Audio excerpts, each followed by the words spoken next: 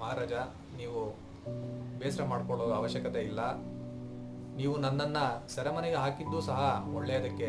ಯಾಕಂದರೆ ನೀವು ಬೇಟೆಗೆ ಹೋದಾಗೆಲ್ಲ ನಾನು ನಿಮ್ಮ ಜೊತೆ ಬರ್ತಾ ಇದ್ದೆ. ನೀವೇನಾದರೂ ನನ್ನ ಸೆರೆಮನೆಯಲ್ಲಿ ಹಾಕದೇ ಇದ್ದಿದ್ರೆ, ಒಂದು ವೇಳೆ ನಾನು ನಿಮ್ಮ ಜೊತೆ ಬೇಟೆಗೆ ಬರ್ತಾ ಇದ್ದೆ.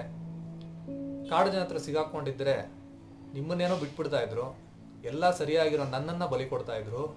ಆದ್ದರಿಂದ ನೀವು ನನ್ನ ಸೆರೆಮನೆಗೆ ಹಾಕಿದ್ದು ಒಳ್ಳೆಯದಕ್ಕೆ, ಆಗುವುದೆಲ್ಲ ಒಳ್ಳೆಯದಕ್ಕೆ ಅಂತ ಹೇಳ್ತಾರೆ.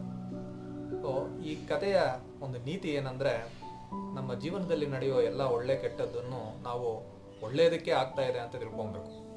ಆಗ ನಾವು ಜೀವನವನ್ನು ನಡೆಸೋದಕ್ಕೆ ಸಾಧ್ಯ ಆಗುತ್ತೆ. ಯಾವುದೋ ಕೆಟ್ಟದ್ದು ನಡೆದಾಗ ನಾವು ಅದರಿಂದ ಕುಗ್ಗು ಹೋಗ್ಬಾರ್ದು ಅನ್ನೋದಕ್ಕೆ ಈ ಕಥೆಯನ್ನು ಹೇಳ್ತಾರೆ.